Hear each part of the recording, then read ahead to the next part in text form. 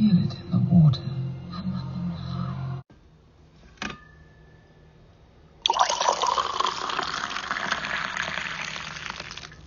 I feel it in the earth.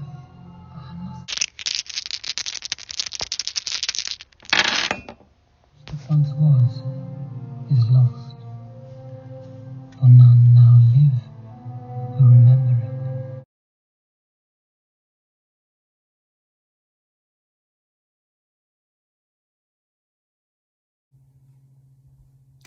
Hey there, YouTube. Welcome on back to Artichoke Dip. My name is Rob, solo tabletop gamer.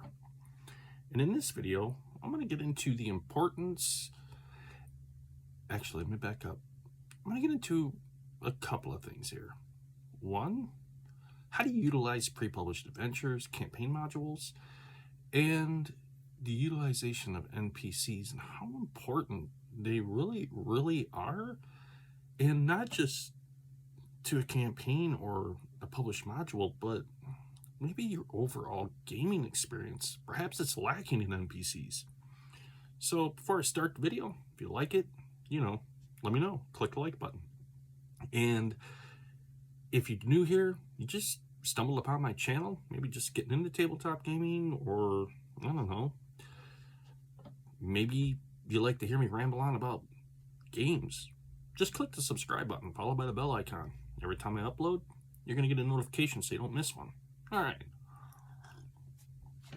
So this is something I have utilized and something I've noticed that is actually lacking. When people hear that word, NPC, non-player character. Now, I'm not talking about that weird stuff. I'm sure we've all seen the videos that people have done on people on TikTok doing NPC. I'm not talking about those. I'm talking about actually utilizing in your books and your source materials NPCs and utilizing them to your benefit and how to use them. And I'm going to give you an example here how I used an NPC in my game system and how I went about doing that and the beauty of an NPC. So first things first, regardless whether you're using a pre-published adventure like this or what I have been playing in and I'm going to pick up tonight and play more of, which is really great. It's by Troll Lord Games. This is the Castles and Crusades and the Shadow of Ostrog. It's a pretty decent sized campaign setting and they have a lot of them. Which I had also picked up and I have on the shelf just waiting to be cracked open and then gone through. They all share something in common, and that is they're pre-published. You could just read through this, play it as written, and the problem is, so here's what I found with them, and maybe you guys agree. So you read through the module, you play through the module, you already know the encounters. So now you're just down to dice roll to see how it's going to turn out. And then once you do that, you reach the end. But you already know how it's going to end because you're going to have to read ahead of time to be able to really play it through. Which is where if you're playing solitaire, you don't have a dungeon master or game master to do that for you, where they're explaining the story and allowing you to interact with it. You are now going to have to do that all for yourself. Now, there's been many things put out on the market to help combat this, right? Shake things up a little bit, make them randomized, make them more interesting. Things like this, the Random Fantasy Tables. Excellent book series by Paul Bello, and I have all 5 of his. They're really good. The Adventure Crafter, which I have talked about, use that a lot. I also have other resources in which I pull upon that I use, made up my own reference screen here that has the vital tables that I need when I need them. Rather than having books out, now I just have necessary things that I need. Excellent. Works well. But what does it have to do with campaigns, pre-written modules, and NPCs, and how can you change your gaming experience with that? Well, I've seen a lot of things out there, and over the last few years, we have seen a boom in the solitaire game front, whereas prior to this, there wasn't a whole lot. You really had to look. There was stuff coming out in the market. Some of it was okay, some of it was just then of course there are other resources. There's books that have been written out there. This is the be all and all of solitaire playing. It's all within these pages. That's what I say to that. You know, I don't buy that. Here's the thing. When it comes to solitaire gaming, it's a solitaire experience. It's all about you, how you decide to run it, how you want to run it. And the cool thing about using pre-written modules, campaign settings, so on and so forth, how they can really help, is you can utilize the NPC to be able to lay the groundwork to take that story in the direction you want it to go. So let me explain very briefly how I make my NPCs. And it's not as difficult as you think it really is. Now, prior to finding these dice set that just give you a randomized character class, and it also comes with the racial dice as well.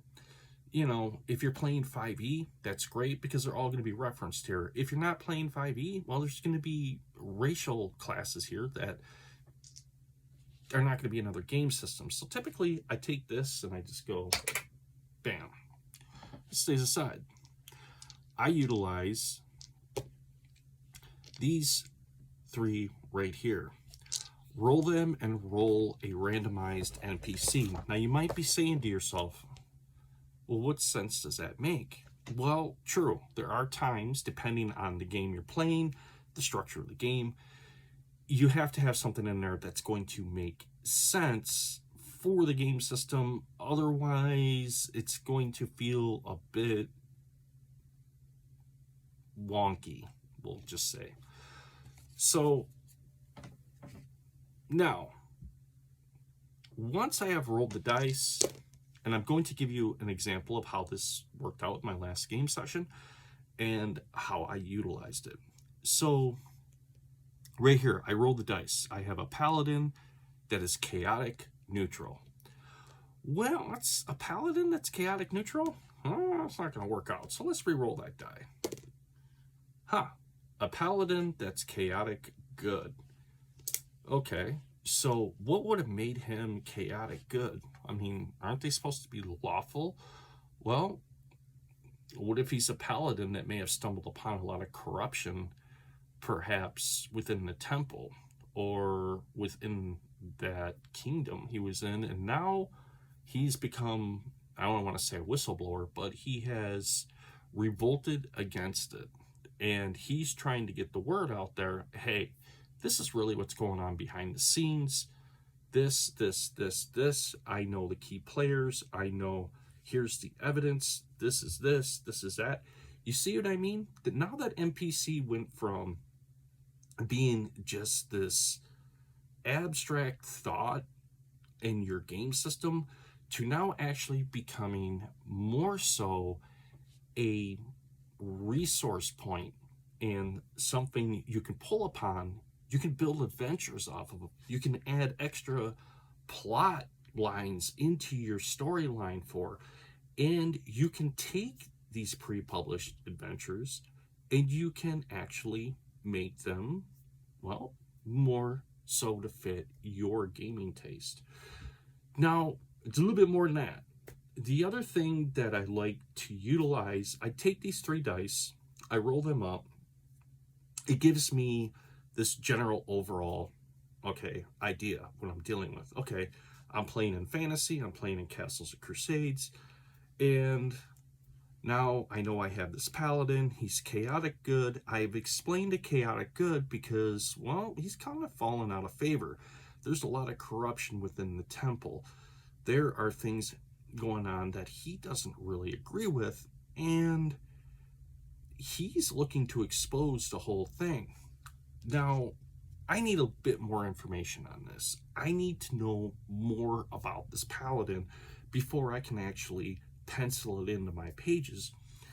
So I'm going to use this painting right here, and this is from Scarlet Heroes, and it's a really good NPC. The thing I like about it is very simple.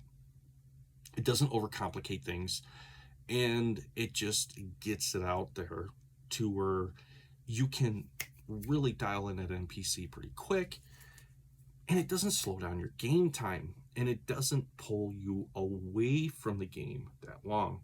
So let's roll on the 2d6. Let's see what this paladin's reactions are to my character, and we'll say this make-believe character that I am currently utilizing is a, we'll say, dwarven warrior.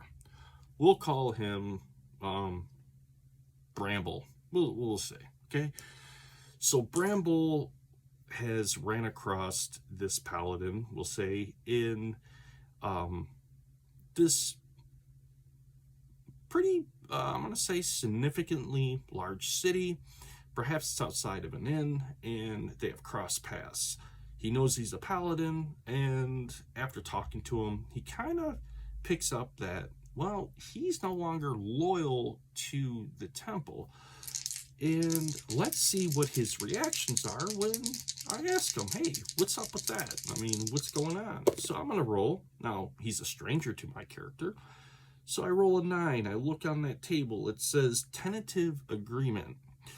Oh, yeah, as a matter of fact, I am. And this is why, you know, A, B, C. And he starts really laying it on the Bramble about all of these, you know, things that he's seen. And Bramble's like, oh my God, I can't believe that. And he's like, right, I know.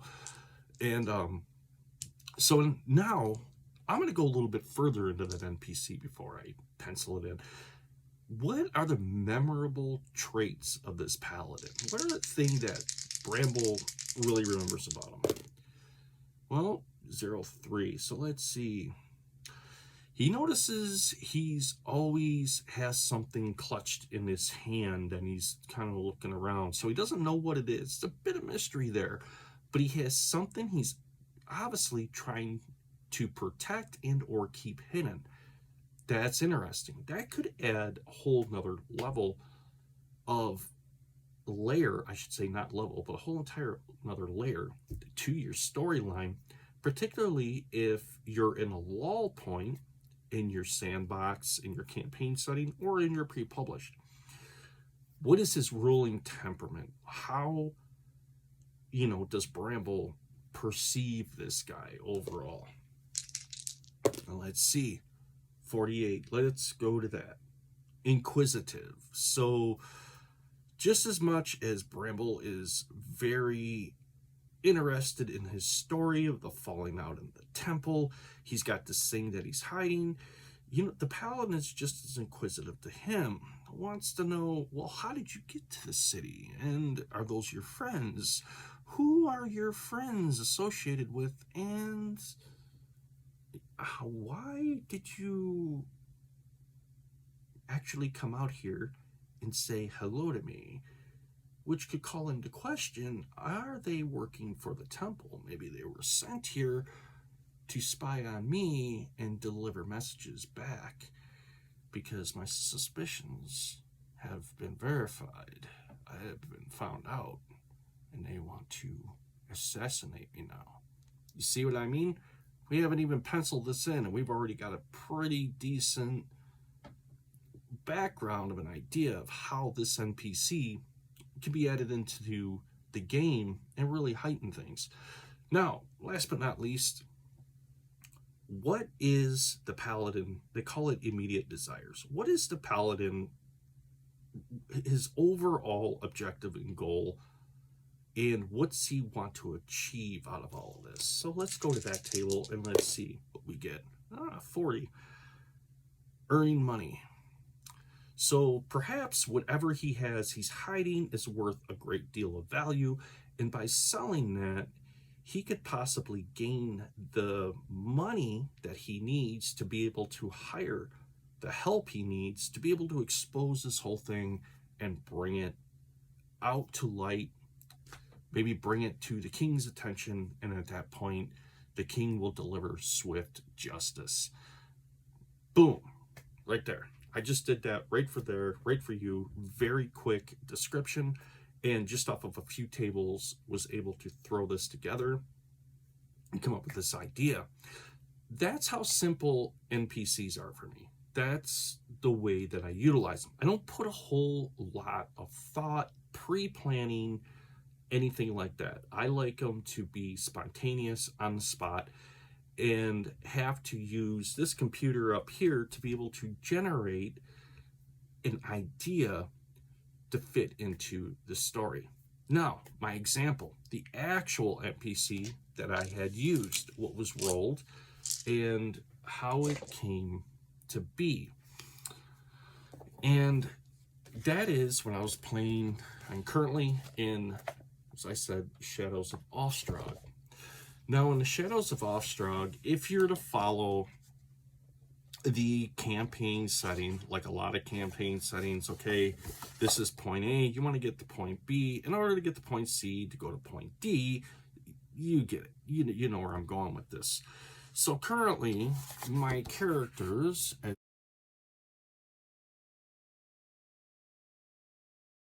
we can see, oh man, right there, where I had marked the page with that X mark for my pencil, we're here, and they have to work their way up here on the map. Now, I could have done this one of two ways. I could have done this to where I just used the source book, and using the source book, my characters travel along. As they travel along, I'm just rolling on the random encounter table, and, you know, hey, they fight, we'll say, this group of orcs. Where did the orcs come from? Why were the orcs there? I don't know.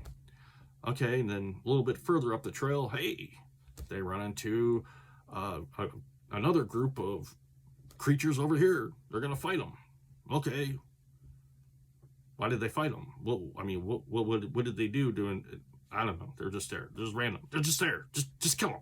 You know? So instead of that type of gaming, I decided, okay, what's going to happen in between here and here? And how do I make this game session? How do I take this from the basic concept that they put in here and the design idea of, hey, this is the world of Ostrog. This is what's on the map. This is what you can expect to encounter in this area. Here are some of the cliff notes and things that you should know. And just go from that basic concept to making it my own. Now, there's another tool that I like to implement and I like to use for that. That is called this, the Adventure Crafter.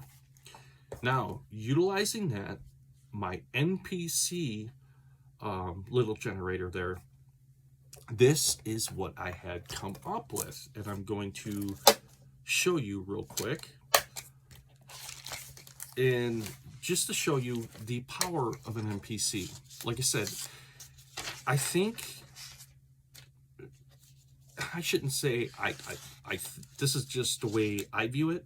I think a lot of people look at an NPC in a very generic term. They look at them as just as filler, maybe certain, we'll say, waypoints of your travels that you go through that you have to meet, you have to interact with, but are just completely meaningless and add nothing to the game.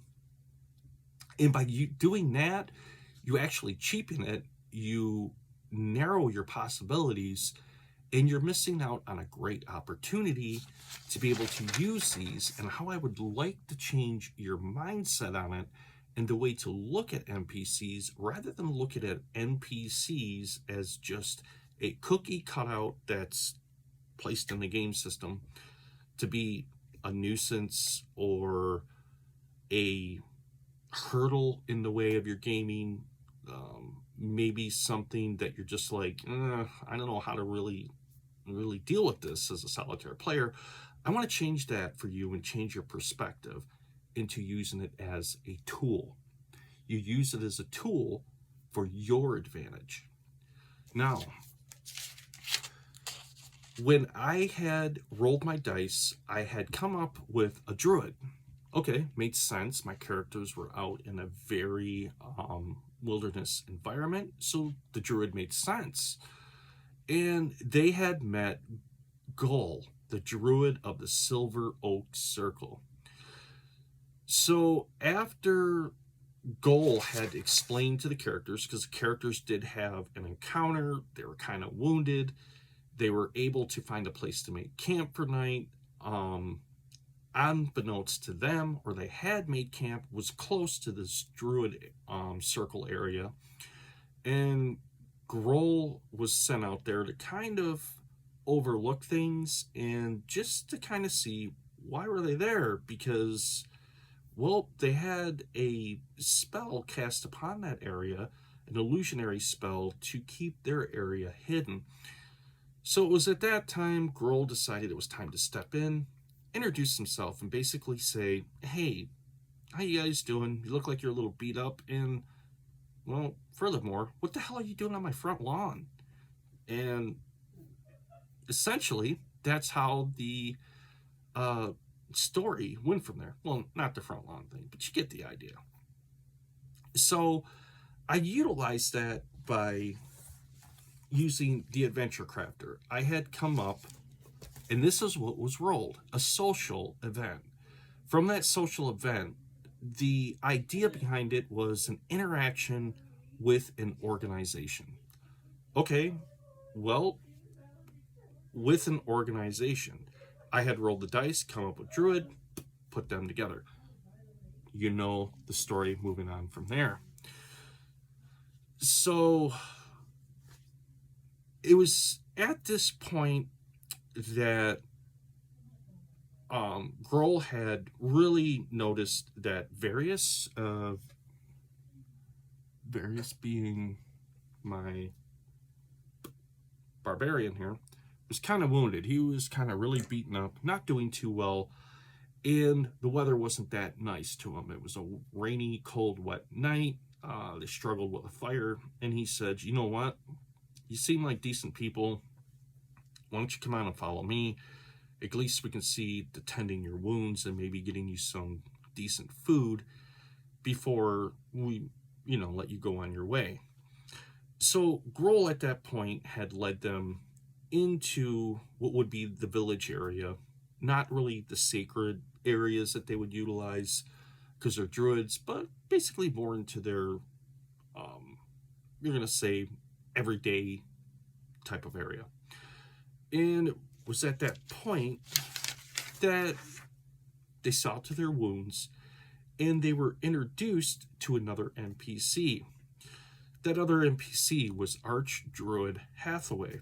Archdruid Hathaway had his conversations, kind of interviewed him, and was trying to figure out why are they here, what are their motives, and what are they doing. So after a brief conversation with him, he had said, hey, look, you're adventurers, and I understand you're trying to find your way to here.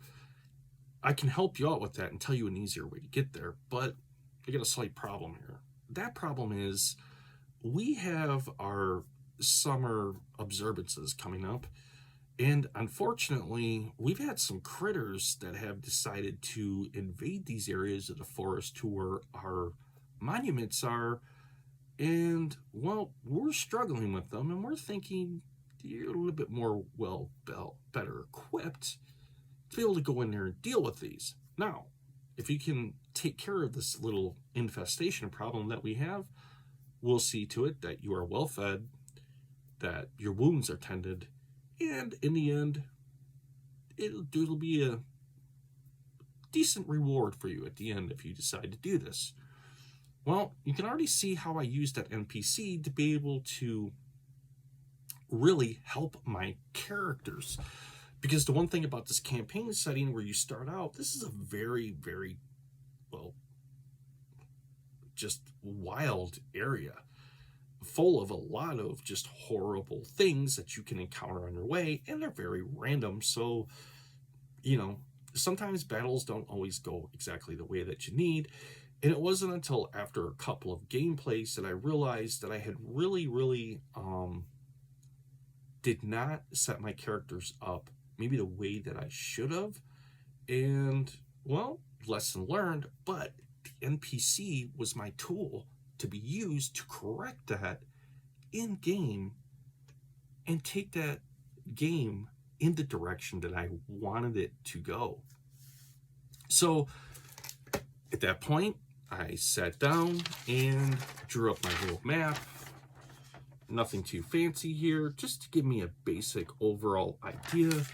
When I look at it, a visual reference from there that I could at that point set up on my game table as a 3-dimensional representation of that for my game session to be played out. Because not my entire game sessions go all miniatures, all 3-dimensional. A lot of them have to do with dice rolls, sitting, contemplating, letting this do its job, and then writing down my notes, and then moving on to the more tactical part of dice rolling, miniature moving, and stuff like that. So I wanted to really keep a time constraint on this particular part of the storyline of my adventure. And so I said, okay, I rolled up the random encounters that would be found in this particular area on the map, and 2 things came up: gnolls and, of course, goblins, right? This is fantasy. It's fantasy, castles and crusades. So I was like, okay, what can I do with this? Well, quickly it made sense to me. What if there was one gnoll that was basically the mastermind over the other gnolls, in which controlled the goblins to do their bidding, and perhaps they were looking for something magical, they were obviously searching for something in this area. Then, of course, it took me 2 game sessions to actually get through, and in character terms, it took about 3.5 days for them to actually complete everything, because I can tell you, low-level characters in Castles and Crusades can be a challenge until you start to really level and really move things up. Now, to keep things equal and balanced, I decided, instead of doing my typical way that I do leveling with my characters, which would be about every 3rd to 4th game session, I would level my characters and bring them up. This time I decided, okay, since I am playing the actual Castles and Crusades in the Shadow of Ostrog, why don't I actually use the XP system as written and actually play that way, which is proving to be a challenge and rewarding at the same time. But good thing is, utilizing the resource of the NPC really helped with all this. So let's fast forward towards the end. After they had defeated them, and I wrote down my notes here, after a grueling final battle, all the monsters were defeated, various wounded but unfazed by the victory. They return to Archdruid Hathaway with the Gnoll leader's head. Head in hand, he returns into their little village area like, here he is. The problem has at last been dealt with. And after an evening of receiving healing and having a feast to celebrate the fact that their area has been liberated of these creatures, their mission draws to a close. So at that point, utilizing the adventure crafter and the theme given for that particular plotline, it's drawn to a close. That is now done. But the good thing is, I have 2 NPCs in this area that now I know can be used as a resource, and later on in the game system can always be drawn upon and used as a safe haven that my characters can always return to. Now, let's get to the opening of the next plot line, and that one is action. And this is where my game session is going to pick up. And this is, I'm going to read everything out to you so you can see how I do this and understand it. So in the action, okay, rolling on my table, because everything in here goes on a theme, and you have different themes: action, mystery, social. I can't remember them all off the top of my head. So action, tension, mystery, social, and personal. So rolling on the theme table to keep things kind of randomized, I came up with action. In action, it came down to do it or else. So it's kind of a, if you don't do this, this will be the result, which kind of all fed back in and related to the whole point that they're trying to travel to get to this area. And in the beginning, the Archdruid said, hey, if you help me out, I'll basically tell you an easier way to get to where you're going, to where maybe you don't have to go off that way, because that way, I can tell you right now, is certain death. No one ever comes back from there. Anyways, moving on. So action is the theme, do it or else, and I put in a quick brief description for myself. Travel through the Drundary River Valley to the Fallow Hills. So let's take a look at where that is. And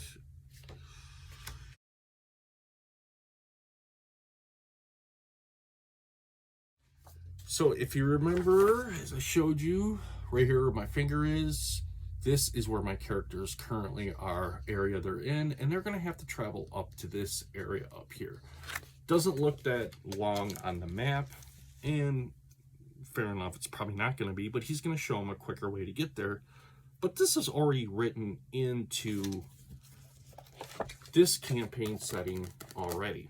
So you can see how I'm using the NPCs, how I'm using my different resources, and I'm all melding them together to work in a uniform fashion to work really well. And you don't need to buy a, go out and buy a book and read a theory on it, or go out and buy, 100 different randomized tables or stuff like that. Very simple. And I keep stressing this over and over and over. Just remember this acronym when it comes to gaming, anything you do, and that's called KISS, K-I-S-S. Keep it simple, stupid. If you keep it simple, trust me, it's no sweat. So now they have to travel through the Drundary River Valley. Traveling through the Drundary River Valley, they're going to pick up on areas called the Imperial Road. So Archdruid Hathaway gives thanks for their service and offers a private audience in his main altar area. Okay, so this can in the future open up more areas of the Druid's Grove if I ever decide to go back, because I kind of hinted towards there was this area, which is the village area, and I had this map of where their monoliths were here out in the forested area. Now there is this altar area, so I've opened up that map a little bit more. Hathaway offers a pack horse with a camping kit, and with the camping kit comes with 2 leather tents, flint and tinder, 2 pints of oil, water and food rations, and 3 fur bedrolls. You remember how I was saying earlier in the video that I did not exactly equip my characters maybe the way I should have, and given it a little bit more thought before I just jumped right on in? It's okay. I use the NPC as a tool to be able to correct that. But the cool thing is I finished the objective the NPC had given me, and as a result for the reward, he was like, here you go. Now, I should mention at this point that using the treasure table after fighting all these creatures, I had 2 items come up. One was a magical item, and the other one was an extraordinary, I believe is, let me check that to make sure I got the wording right. Yes, an extraordinary item. And I just penciled that in because I'm in the middle of combat. This happens. They search the corpses. This is what they come up with. And I'm like, okay, what am I going to do with this? How do I explain this in story? How does this character, this first level character, get this extraordinary item? How does that happen? And how does that not affect the entire storyline and make no sense? NPC as a tool. The NPC has taken care of that for me, and I use it as a tool to do so. So the Archdruid Hathaway says, for you, Phineas, and Phineas is the illusionist in my party right here. He explains to him that his power is untapped, and he sees great potential in him, not just for illusion, but he's hinting towards, I sense a pull towards the druid ways. There's something about you that's beckoning, and maybe instead of focusing all of your energy just here, maybe you should entertain the thought of this over here. It's very important, as I explain this here in a minute. And I hope these items will serve you well. Okay, so this is how I rectified how do I go from these magical item and this extraordinary item? How does my character get it, and where did it come from? Well, this is where it comes from. Phineas receives a oaken splint mail magical cloak. Now, one thing I noticed was his armor class was just so horrible that it was near impossible to keep him from constantly damn near coming to the very edge of death. And there's something I had to do.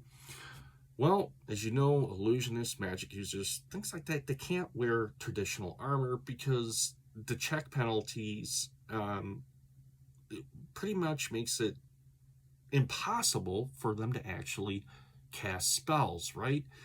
So you gotta be creative, and you gotta think of a way to work around that. Well, I thought of a way. These are druids, and they're very crafty people. They revere nature. They work with nature. They view themselves as part of nature, one with nature, not set apart of it.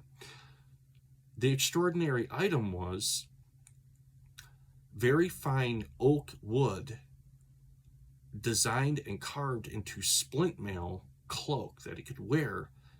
Now, I looked up splint mail, and I took that armor class and I halved it from what would splint mail be compared to, I got to take into consideration, this is oak, but here's the cool thing. The cloak has power of regeneration, right? Which means that, let me get to my final notes where I had written that in. Oh, I put it on the character sheet, that's right.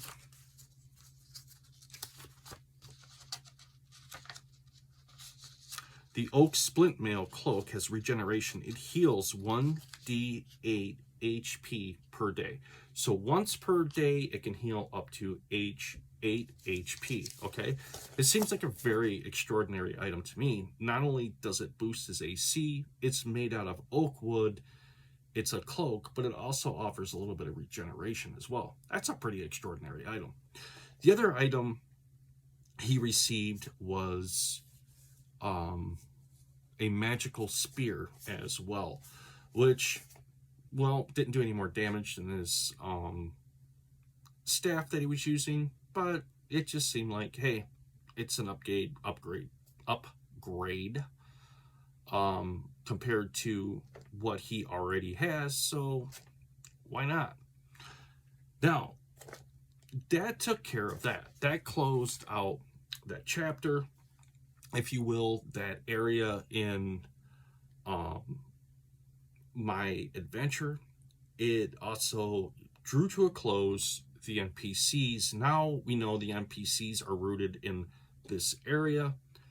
My characters receive this. They know now they have a place that they can go for resources, healing, food, stuff like that, if they ever pass back through that way. Not only that, if I decide I want to pull upon an NPC, perhaps maybe I want to bring an older NPC into the storyline. Now I have these NPCs that I can pull upon, and I can put them in a randomized table and pull them up when I want to and bring them back into the storyline, and I already know the backstory on them. They are already connected to my characters in that way. So it's at this point that Hathaway explains about the Imperial Road. And this is an ancient road that has, well, fallen into disarray and has been taken over by the forces of time and nature. And some of the areas have now been sparsely overgrown by forest. Other areas are riddled with tall grass and have cratered or potholed areas in them to where it really slows down their travels through them. And then other parts are still, well, resemble a road, and they can traverse pretty quickly. Now, this road is what's going to take them to where they want to go. And I had already set the time limits on them, so I know exactly how many game sessions I'm going to play through before I reach the next destination point. And I had put that in there that I wanted this area is overrun, blah, blah, blah. No. A 2-day travel.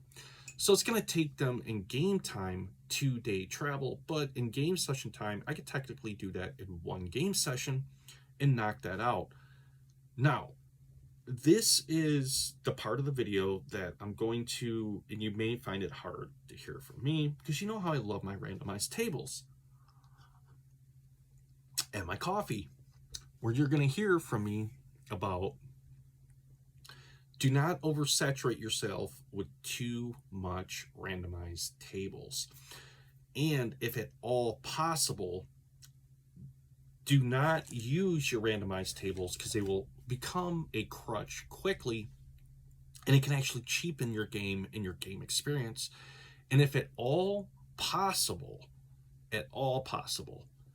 make your own randomized tables, make them simple, and detail them for your game, and you're going to find that it works way more efficiently, and the results are going to be far better than what you can find out of a pre-published book anywhere, because they are detailed to your game, not a very generic, broad description to cover a vast majority of games, right?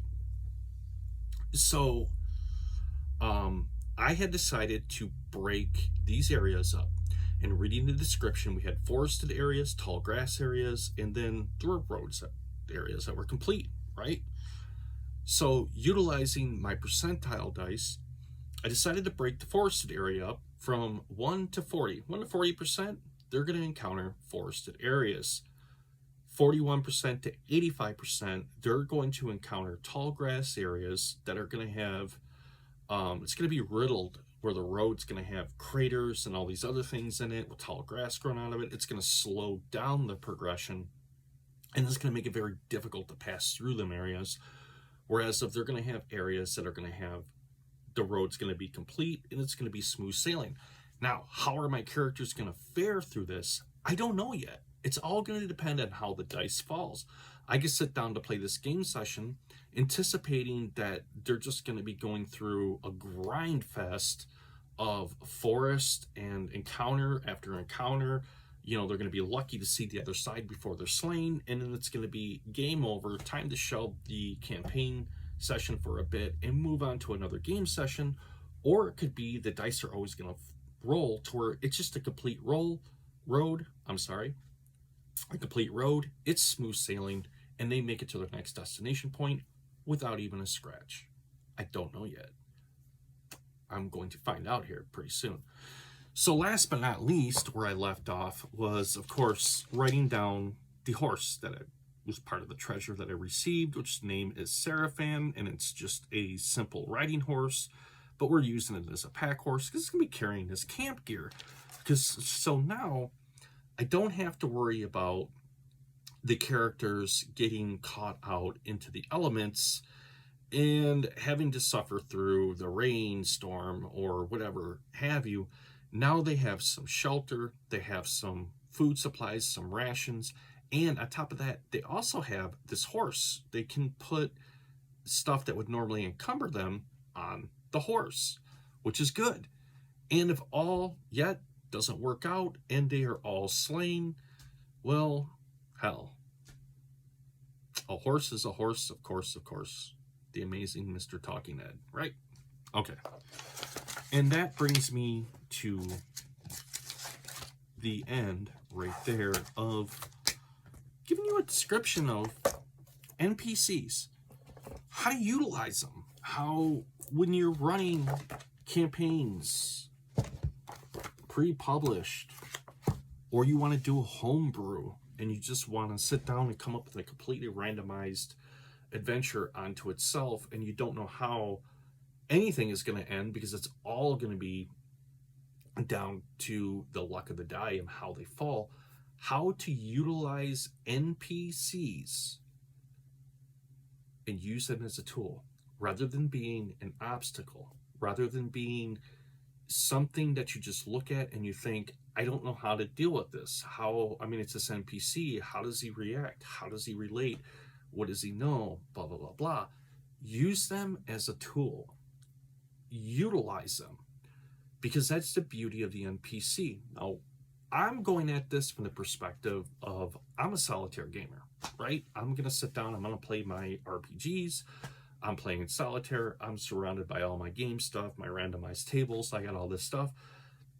And I know how to navigate this. But if you are a young DM out there and you got a game group together and you're finding yourself stumbling with the NPC, maybe you're kind of like, I don't know what to do with this. Just remember, use that NPC to your advantage. That's a tool. Come up with great descriptors, maybe a backstory for it. Maybe that NPC has one and or multiple side quests that your characters can be used for your characters. And if you hit a lull, whether you're playing solo, whether you're playing in a large group, maybe the game sessions are starting to become stale. You're hitting a lull in that game session where not a whole lot's going on, right? You need something to bring you back into the storyline to spin things up again. You know what I'm saying? Give yourself that spark of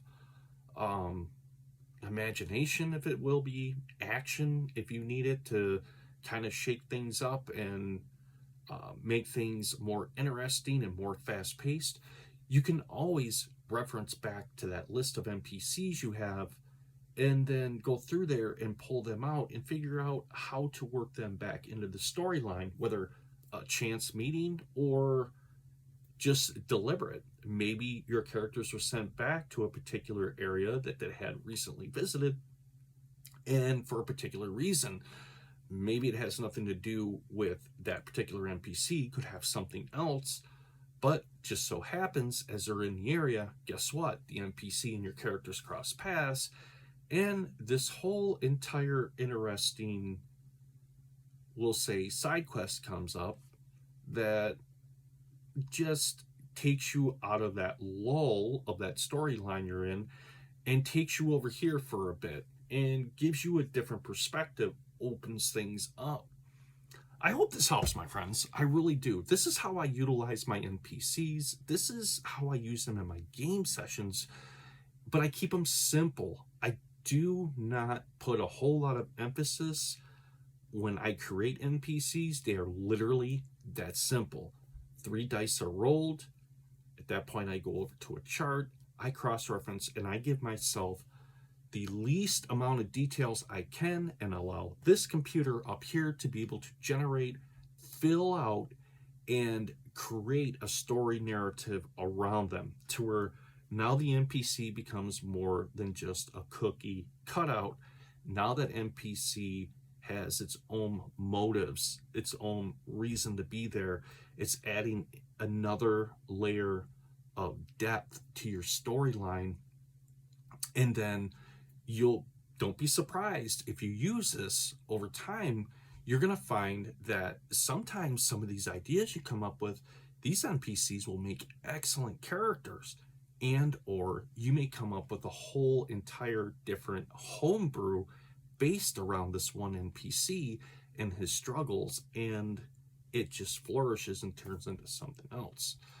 Well, my friends, I'll have to say, these are my thoughts and not yours, but game on, my friends. Happy gaming. I hope this helps. I hope anybody watching this, you could take something away from this and utilize it for their game tables to be able to apply it and help at that point take your gaming to the next level and make your gaming more exciting. And well, that's NPCs, how I use NPCs in all my games. But I'm going to imagine the vast majority of you out there are probably, if you're not doing homebrews, you're probably relying on pre-published. Nothing wrong with that. And campaign settings. Nothing wrong with that at all. Game on, my friends, and keep up the good gaming work. So with that being said, like I said, these are my thoughts, not yours. This is Artichoke Dip, signing off.